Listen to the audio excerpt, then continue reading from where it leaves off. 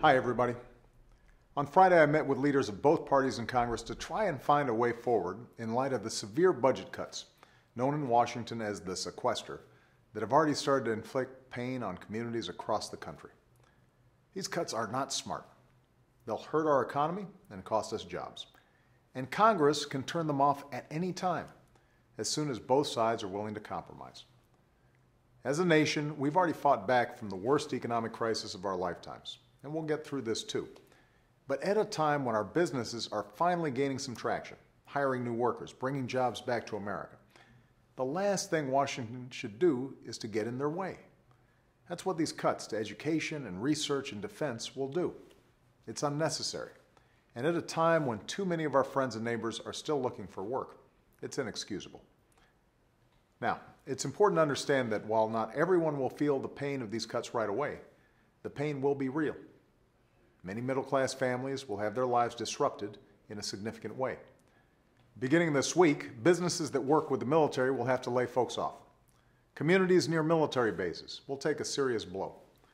Hundreds of thousands of Americans who serve their country, Border Patrol agents, FBI agents, civilians who work for the Defense Department, will see their wages cut and their hours reduced. This will cause a ripple effect across the economy. Businesses will suffer because customers will have less money to spend. The longer these cuts remain in place, the greater the damage. Economists estimate they could eventually cost us more than 750,000 jobs and slow our economy by over 0.5%. Here's the thing. None of this is necessary. It's happening because Republicans in Congress chose this outcome over closing a single wasteful tax loophole that helps reduce the deficit.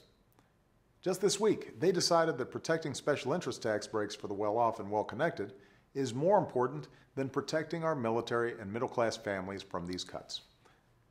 I still believe we can and must replace these cuts with a balanced approach, one that combines smart spending cuts with entitlement reform and changes to our tax code that make it more fair for families and businesses without raising anyone's tax rates. That's how we can reduce our deficit without laying off workers or forcing parents and students to pay the price. I don't think that's too much to ask. It's the kind of approach I've proposed for 2 years now. A majority of the American people agree with me on this approach, including a majority of Republicans. We just need Republicans in Congress to catch up with their own party and the rest of the country.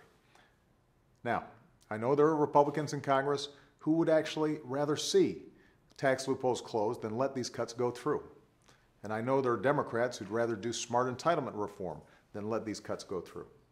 There's a caucus of common sense out there, and I'm going to keep reaching out to them to fix this for good.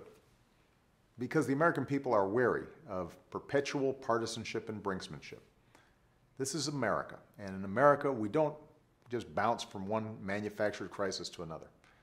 We make smart choices. We plan. We prioritize. So I'm going to push through this paralysis and keep fighting for the real challenges facing middle-class families. I'm going to keep pushing for high-quality preschool for every family that wants it, and make sure the minimum wage becomes a wage you can live on. I'm going to keep pushing to fix our immigration system, repair our transportation system, and keep our children safe from gun violence. That's the work you elected me to do, and that's what I'm focused on every single day. Thanks so much.